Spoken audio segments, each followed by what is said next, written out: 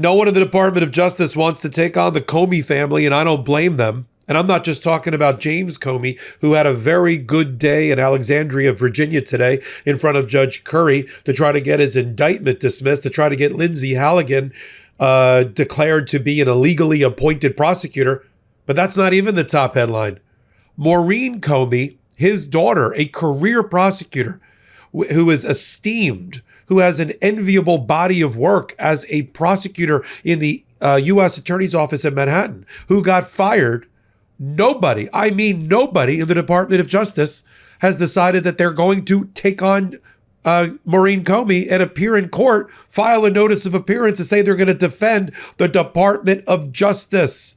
Hello, is anyone home? Judge Furman looked around and said, we're almost out of time here, and no one has appeared from the Department of Justice and filed a notice of appearance. Not the Southern District of New York, who don't want to tangle with Maureen Comey. Not the Eastern District of New York and Brooklyn, who don't want to do it either. Not the federal contracting unit within the Department of Justice in Washington. No one. Let me tell you how unusual that is. In 35 years of my federal practice, I've never seen the U.S. Attorney's Office or the Department of Justice not file a notice of appearance in a case where they have been sued within hours or days of the suit being served on them.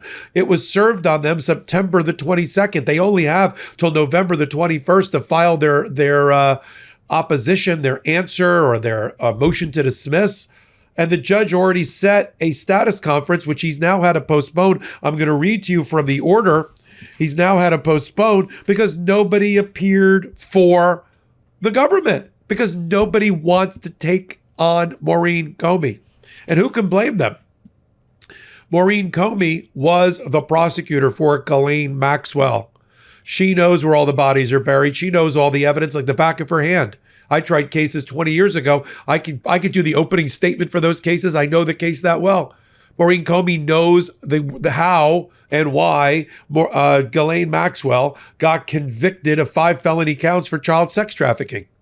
That's the reason. She's apparently now in a Beverly Hills style resort, a low minimum security prison in Texas, and trying to get a pardon out of Donald Trump.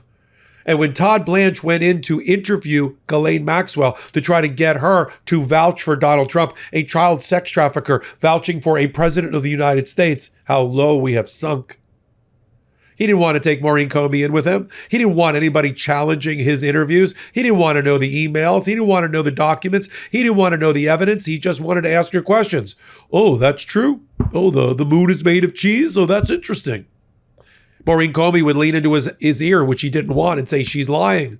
That's not true. There's evidence against her. There's an email against her. So he fired her 3 weeks before. She filed a lawsuit, Maureen Comey, in order to get her job back. All she wants to do is be a federal prosecutor. And by the way, nobody wants to be a federal prosecutor in the Department of Justice anymore. 5,000 people in the last 10 months either got fired or resigned. They're running away screaming from Pam Bondi and the chief legal officer of the United States, Donald Trump. By the way, I'm glad you're here on MeidasTouch. I'm Michael Popok. Another hot take, another day, another scandal. And come over to Legal AF YouTube channel and hit the free subscribe button there as well. When Maureen Comey filed her lawsuit, she argued to the federal judge that the reason she's in court at all is because Donald Trump got rid of the Merit Systems Protection Board. That is a federal agency that's supposed to protect federal workers and their rights when they are wrongfully terminated. But we don't have one anymore because Donald Trump got rid of all the Biden appointees. There's only one person left. He's a Republican. There's no quorum, no Merit Systems Protection Board, no place to file your complaint. So she went, because it would be futile. So she went to court. And that's when the government's on the clock. Now, the government gets 60 days. Regular defendants get 30 days, but they get extra time. Judge Furman looked around and said, where is everybody? Why isn't anybody here?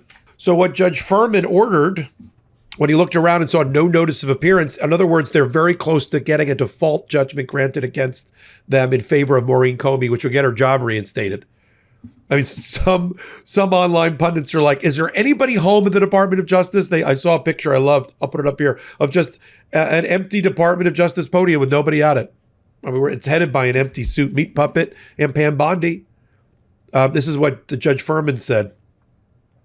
In light of the fact that defendants have until November 21 to respond to the complaint, the initial pretrial conference, which he set believing that the Department of Justice would defend itself and file a notice of appearance in this matter, has been adjourned until December 4th of 2025 at 3:15. He wants everybody in person at 500 Pearl Street, one of the federal courthouses in Lower Manhattan. Because counsel has not yet appeared on behalf of the defendants, plaintiff Maureen Comey shall, no later than November 5, which she's done, serve a copy of this order on the Civil Division of the United States Attorney's Office for the Southern District of New York. And then the judge put in an email of the person that he wants this notice to go to. And then that office shall share it with, quote, whatever component of the Department of Justice will handle this matter.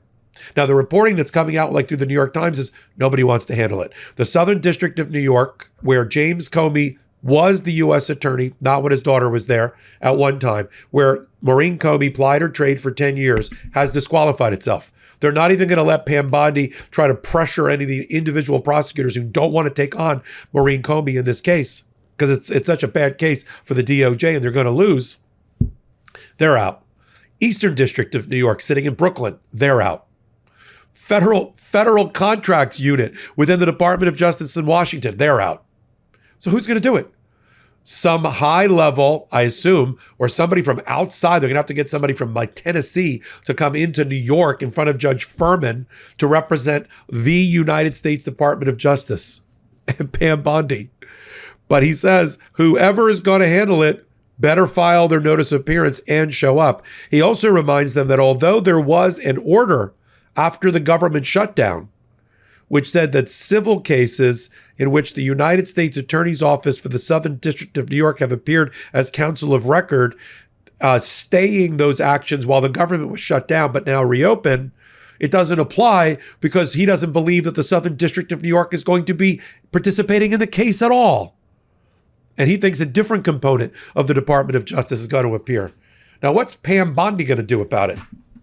She's going to have to go conscript, and she's going to have to go order one of her lawyers who don't want to do it to go up against Maureen Comey. And how do I know they don't want to do it? They don't want to, or how do I know she's going to do it? Because she issued a memo. I'll put it up in Legal AF Substack on February the 5th of 2025, which she threatened members of the Department of Justice that she says, it is therefore the policy of the Department of Justice that any attorney who, because of their personal political views or judgments, declines to sign a brief or appear in court, refuses to advance good faith arguments on behalf of the administration, or otherwise delays or impedes the department's mission, will be subject to discipline and termination. Now, she issued this after people like Erez Ruveni and others refused to continue to lie for the Trump administration in front of federal judges. He was the whistleblower who issued a 28-page whistleblower report that he was forced to lie to federal judges, like Judge Zinnes in Maryland, and he refused. He got fired. She then issued the memo to have a little bit of a backdate. She loves backdating, Pam Bondi, a backdated paper trail. And now we see what's going to happen. But so far, nobody's stepping forward. I'll continue to follow it right here on MeidasTouch Network and on Legal AF. Slide over to Legal AF, the YouTube channel. We're going to crash through 1 million subscribers with your help. Go check and see if you are a subscriber. We need the free subscription. We need, for our First Amendment rights to be protected, for you to express yours and hit the button. Come over to Legal AF Substack, where you'll be able to get copies under Filings AF of Judge Furman's order and Pam Bondi's secret memo, which I, of course, have a copy of from February 5, all on Legal AF Substack. So until my next report, I'm Michael Popok. Can't get your fill of Legal AF? Me neither. That's why we formed the Legal AF Substack.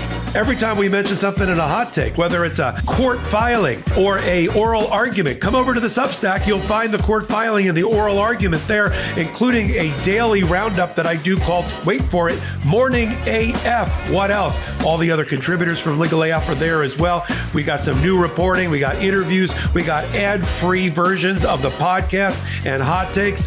Where? Legal AF on Substack. Come over now to free subscribe.